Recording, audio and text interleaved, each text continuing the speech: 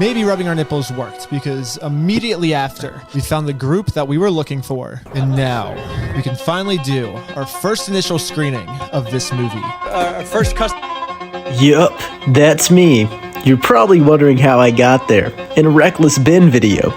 We'll watch to find out how we made the Gen Z movie theater, and check out Reckless Bin's video. Why did we make a Gen Z movie theater? Well, the reasoning is actually a continuation of two previous videos I've made, Parasocial Agency 1 and Parasocial Agency 2. In those videos, I talk about content that features a face above Subway Surfers. But there is a key portion of this media format that I've left unaddressed, which is going to be addressed in this video today. This portion deals with attention span. It deals with the phenomenon of dual screening, having two things open at once. You have to watch 10 things on all of your iPads while you're reading and doing your homework. And ultimately, it's about the acceleration of content and the speed of culture. But before I explain all of this, I'm gonna start with a story of a company known as Quibi. The story of Quibi starts as all great startups do. Brilliant minds in a garage thinking of the future of the world, thinking how can we make money as quickly as possible. I'm being a bit satirical, a bit silly. In reality, this was a Disney executive, former Disney executive, like we see social media eating away at the market shares of these huge content libraries that make up, some of the biggest media entities in the entire world.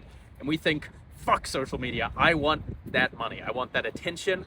What if we could get Steven Spielberg and all the greatest directors to make TikToks? What if we could have them make extremely short form YouTube type content? So they, casted the all-star team of all the top CEOs of all the best companies. They're like, we're going to pay you freaking $250K to $20 million a year, depending on your entry level. Maybe you're just a social media manager at one of these companies. Maybe you're a former CEO. But the real thing you're getting that's of value, those juicy stock options. Now, what happened to Quibi? If you haven't seen the multiple YouTube videos on it that exist out in the ether, it failed miserably. It was a huge laughing stock. None of their shows took off. It came off as, the Steve Buscemi walking into the classroom saying like, hey kids, you like TikTok? Come watch my app with all these new TikToks. And in reality, it showcases something about this acceleration of content that I think is probably the most key component, which is it's moving too fast to hold on to. It's like catching lightning in a bottle. Now, in reality, the only thing that can approximate what we're talking about here is memes. It's the speed of meme culture evolving. And what a better meme to encapsulate the cacophony of sources of media combining and regurgitating themselves in this just hyper condensed version of what reading a book or watching a film used to be, than the Subway Surfers, top screen, bottom screen, all the extra little add-ons. Some other things that exemplify this acceleration of content are things like people watching content at 2 times speed. It's actually common practice when you're making TikTok click farm accounts to speed up the base audio a little bit, because people's attention span is so fried they can't even watch the regular pacing of a movie or a TV show. It's not as quick as that 3-second hook on a TikTok video. Other things, AR filters. We got to put the dog filter on everybody's face. We got to add memes with all these added, editing and manipulation techniques upon the base reality. Ultimately, it's just jokes and jokes on top of each other, or media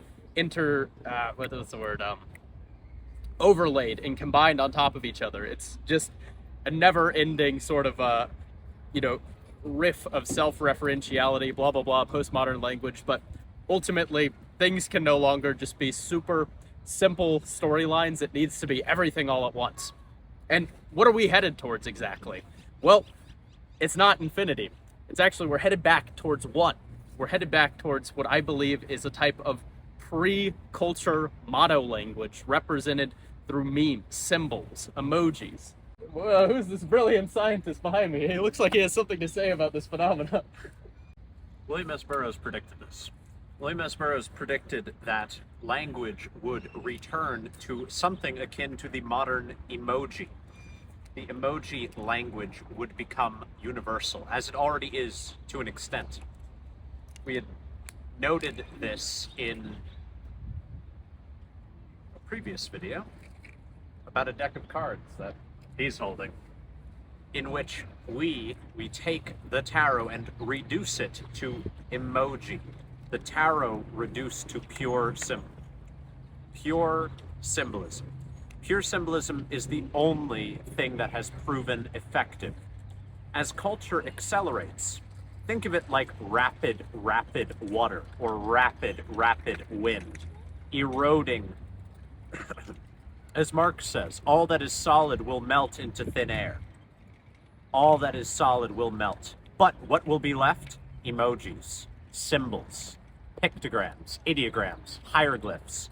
They are the only things that, like the Egyptian pyramids, will stand after millions, yes, you heard me right, millions of years. The memes that we make now, the memes that we make that are effective, they will last infinitely longer than our pathetic lives. 10 billion skyscrapers will be felled, but the memes will remain. Thank you.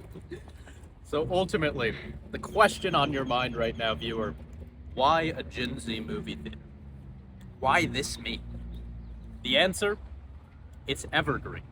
It's a meme unlike the memes that pop up once every 12 months. You know, the random little, like, a frickin' frog riding the unicycle or Ugandan knuckles, the things that seem to be emulations of archetypes, like, much deeper, hidden under the surface, randomly outcropping.